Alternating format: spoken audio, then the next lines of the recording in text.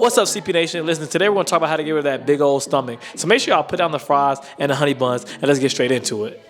Girl, stop playing with us right now. Like, we really don't feel like It is very easy to gain belly fat in the midsection and extremely difficult to get rid of it. We're trying to avoid that at all costs. There are two types of belly fat, the one that you can see around your stomach, and then there's a visceral type of fat, and that's an unhealthy fat that can really clog up your organs and cause a lot of health conditions. So it's very important that we take the proper steps necessary to really get rid of that belly fat. So listen guys, this video is going to provide you guys with 7 steps needed to really help get rid of belly fat. Make sure you guys stay to the end because the 7th tip is the most important tip. Let's get straight into it. Step one, you see so many people in the gym all the time doing a bunch of crazy exercises. Stop trying to do a bunch of exercises in the gym thinking that's going to help you get rid of your belly fat. Now, the great thing about doing exercise, it will help reduce some of that visceral fat no matter what your diet is. But guys, it's very important that you're in a calorie deficit, and I can't stress that enough. So if you've never tracked your calories, that's perfectly fine. What I want you guys to first do is just monitor everything that you're eating on a daily basis. So just track all the foods that you're eating and then add up those calories. You can do that using a fitness app called MyFitnessPal. I'll put that right there, and you can enter in your food, and that's going to allow you to see how many calories you're consuming. And then from there, I'm going to provide you guys with a link in the description below where you guys can enter in your height, your weight, and it's going to give you your maintenance calories. So now you're going to be able to see how many calories you're consuming on a daily basis using MyFitnessPal, and then you're going to compare it to your macronutrient breakdown that you get from the link in the description below. And what this is going to do, this is going to allow you to see what your maintenance is, and then from there you're going to work to subtract the calories you're consuming and get it closer and closer to your maintenance. Really start the belly fat and weight loss process. I'm not here to tell you to get rid of the cake. I'm just here to tell you to track the cake so we know when to put it into our diet, because I still enjoy my food. Man, I had some donuts the other day. I'm the last one to tell you not to eat processed foods, but what I am here to tell you is that we need to track it so we can know how much of it we can have. You have to understand the 6 food groups. By understanding your 6 food groups, that's going to really help you get rid of this fat. And the 6 food groups are meats, you have your fats, you have your fibrous vegetables, starch, milk, and fruit. From that list, you can pick your favorite foods that you enjoy eating. As you can see, we left some space in there, and that could be for the desserts that we talked about. Whether everyone has their favorite cheat meal. Currently, mine has been donuts and, Lifesaver gummies. So, we'll put that on the list so we know where to implement that, because we want to have a healthy balance. I'm not here to just tell you, oh man, just eat chicken breast and broccoli. That's so dry. We're not going to do that. We're going to mix it up, but we're going to know how to implement these strategies. I want you to have y'all cheat meals. We talk about having friends that keep you accountable and going to the gym. It's important to have your friends that like to go out with. And AG ain't gonna let me just go out there and not have some donuts, not have a slice of pizza. And that's why I appreciate all of my friends, because my friends, they work hard. We go to the gym together, we work out, and then we also enjoy on the weekends. We go to concerts, we do a bunch of fun stuff. So it's all about balance, guys. We want to have balance, and that's step 1. Step 2, make sure you're consuming protein. Guys, protein is such an important macronutrient. This is going to help you stay satiated. The reason why you guys want to eat junk food and you can't stick to your diet is because you're not consuming enough protein. That's going to allow you to retain your muscle mass. It's important to consume protein to help you retain that muscle mass, because that's going to help you burn more calories. Because when the more muscle mass you have, the more calories your body is able to burn at rest. What a lot of people don't know is that out of the 3 macronutrients, protein is the most important. Your macronutrients are just a breakdown of your protein, your carbs, and your fats. But by consuming high amounts of protein, that's going to force your body to burn more calories, because your body has to work harder to burn off protein, which is going to overall allow you to become more leaner. So I highly recommend just consuming more protein. Because of the energetic cost that protein causes, your body's going to burn more calories, and it's also going to give it that visceral fat. And remember, yes, we see the visual belly fat, but the visceral fat is what we cannot see. And we also want to target that, and we want to get rid of that as well, because we want to stay healthy. We don't want to have health issues down the line. So listen, guys, I understand protein can be very expensive. So I understand you don't have to consume high amounts of protein. I consume about 1.2 grams of protein per body weight. So I'm consuming about 220 grams of protein. But the average individual can consume 0.7 to just 1 gram of protein per body weight. So if you weigh 170 pounds, all you have to do is consume 170 grams of protein. And I get it, it can be expensive, but buy it in bulk. And even something like, I don't always buy organic chicken breast. Sometimes I just do regular chicken breast just to make it more affordable. But we actually want to start really getting away from the carbs, because when you go out to these fast food places, such as like Chick-fil-A or McDonald's, they're gonna push the carbs on you heavy, and they don't give you a lot of protein. So we actually want to swap that. We really want to focus on the more protein and less carbs, and that's step 2. Listen, this is for all you skinny fat people. For those of you who's like, man, you know, I'm not big, but I'm not muscular. I'm not fat, but I'm not shredded. You guys are missing resistance training. A lot of people think like, oh, I want to lose weight, so I'm just going to jog more. I'm just going to jog more.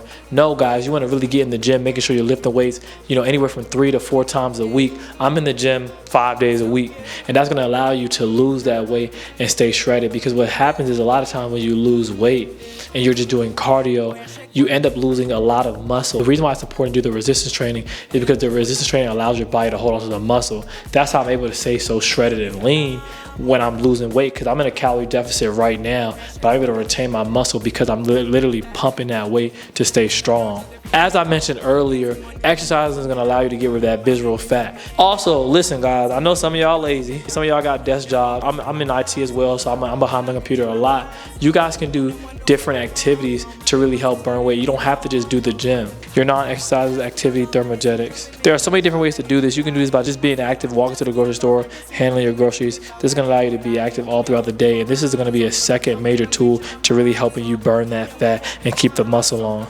So I can't stress this enough, guys. You want to make sure you're going to the gym, and then you want to just make sure you're doing simple activities. Like, you don't have to do too much. A lot of times when you're at work, instead of taking the elevator, just take the steps. Just take you can go up 2 flights of steps. It's not going to kill you, okay, guys? So listen, because you want to make sure you're retaining that muscle mass, because what happens if you go on this calorie deficit and you're not doing weight training, not only is that going to potentially lead you to being skinny fat, you're going to lose fat, but you're also going to lose muscle. And what happens is when you start to lose muscle, that's going to increase your hunger, which is going to blow you up. When you increase your hunger, it's going to force you're going to have these cravings, and you're going to want to just eat more and more and more. So it's very important to make sure you're implementing resistance training and making sure you're doing these other activities such as walking, you know, getting up to just take the trash out, just moving your body around to really help you stay lean.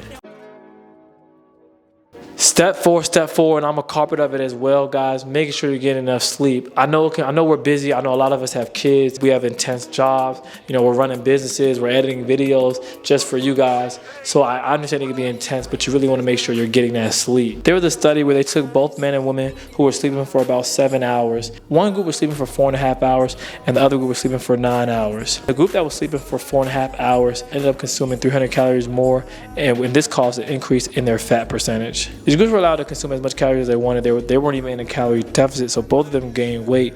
But the group that only slept for 4.5 hours ended up gaining more fat. They also looked at both groups and their visceral fats, and they noticed that the group that was sleeping for 4.5 hours a night had gained more visceral fat compared to the group that has been sleeping for 9 hours. You can't stay up late. When you stay up late, it's going to increase your cravings. You're going to start eating more, and then you're not sleeping as well. You want to make sure you're getting rest. You want to make sure, because that's when your body's replenishing yourself, is when you're sleeping. So this is going to help really avoid those late night cravings, especially for us who struggle with discipline. I have cravings, and that's how I know it's time to go to bed. It's 1, 2 a.m. in the morning, and I want a box of donuts or some ice cream, and that's how I know, like, because the later you stay up, the more it's going to increase your cravings, and that's going to cause you to gain a lot of fat, and that food is going to sit there, and that's going to cause an increase in your visceral fat. So we really want to make sure that we avoid these late night cravings. So it's highly important to do that. The reason why most of us fail to really get rid of belly fat is because we give up too soon. Listen, it took so much time for you guys to put this weight on. You guys have been eating unhealthy for years, not tracking calories. You think that this weight is going to go away in 1 month. It takes a lot of time to lose this belly fat, and there are a lot of habits you have to implement, and a lot of it is trial and error and being patient. And another thing is, guys, most people don't lose weight in their belly immediately. You'll lose weight in different places. You can't target one area of your body to lose weight. You can't just say, oh yeah, I want to lose weight in my stomach, and think you're just going to lose weight there. You're going to lose weight all throughout your body. So you have to look around, look at your face. You'll start to notice your face may appear slimmer. Or look at your arms. Your arms may appear slimmer or more toned, or you're going to get rid of some arm fat, or even your legs, or your love handles. You're going to lose fat in all different places, so you have to stay patient, trust the process. You want to make sure you're using several tools outside of just a scale to track yourself. You want to use measuring tape, feel yourself in your clothes, see if your clothes feel looser. There's so many different things that you can do to track it. And you have to pay attention to even the veins. Do you look veiny, or do you look more vascular? Because those are going to be the telltale signs to let you know that you're losing weight. Believe it or not, I didn't always have abs, and it took me staying in a calorie deficit. And sometimes it's going to get difficult. If you're in a calorie deficit and you're just hungry, you can take 2 or 3 days to just go back up to your maintenance and then go back into your calorie deficit to really help lose that weight. But it's a process, guys. You have to stay patient and just you have to, you know, celebrate the small wins. It's all about celebrating the small wins. That's going to keep you going. And if you feel like you're not seeing results, I don't want you guys to automatically just go and just, you know, start eating less, because a lot of the good times you guys say, oh, I'm not losing weight, so I'm just going to go into more of a calorie deficit, and now you're starving throughout the day. So, you know, give it some time. Don't just automatically drop your calories, you know, and increase your deficit more. Give it a week or two, and if you see, you know, it's been 2 to 4 weeks and my weight hasn't dropped, it hasn't moved at all, I'm not seeing any results, then you could take your calories down by another like 100 calories, or, you know, or incorporate more walking. There are so many other tools you can incorporate. You can incorporate more walking, or just trust in the process with resistance training. Because another thing, what you guys don't know is also with resistance training, the more you lift, the heavier you increase, the more muscle you have, those are going to be the more calories that you burn. So you're going to burn more calories. That's going to help you not have to decrease your calories so much, which is going to make it more likely for you to stay in your deficit. I want you guys to focus on the positives. Think about where you're trying to get to. Focus on the goals. Think about like how you're gonna look when you get these results, when your body looks amazing. A lot of times people are judging you. When you walk into the room and you're fit, people are going to be attracted to you. I've gotten so many opportunities just from being fit, being in shape, because people say, oh wow, he takes care of himself, he's dedicated, he's consistent. So in those times when it's getting difficult, when it's getting challenging, think about all the great stuff that's going to come when you do hit those goals. I remember being this small little boy in high school. I'll put a picture up here, and, you know, getting looked over, no one was paying attention to me, and it was tough, and I didn't even understand why, because, you know, you're young.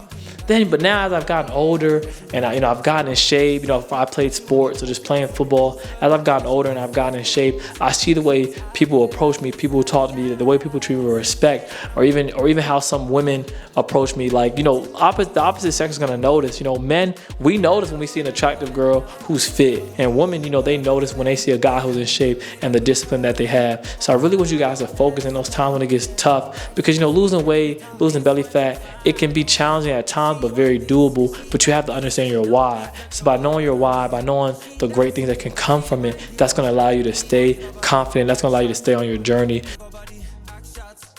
This is the last step of the day. Listen, pace yourself. I can't stress to you enough why it's important to pace yourself. Like, if this video was overwhelming, if you don't want to do all 7 steps, that's fine. Pick out 1 or 2 of these steps and start from somewhere. But I don't want you guys to burn out. Because losing weight, losing belly fat, it's a lifestyle. It's not like a fad. It's not something you're going to do for a week or 2. It's going to be a part of your lifestyle. These healthy decisions is what you're going to have to do every single day to get where you want to get to. So I highly recommend, guys, pacing yourself, staying patient, and even if you want to start small, even if you want to pick out 1 or 2 of the steps to do and implement that just to gain understanding, I highly recommend that, guys.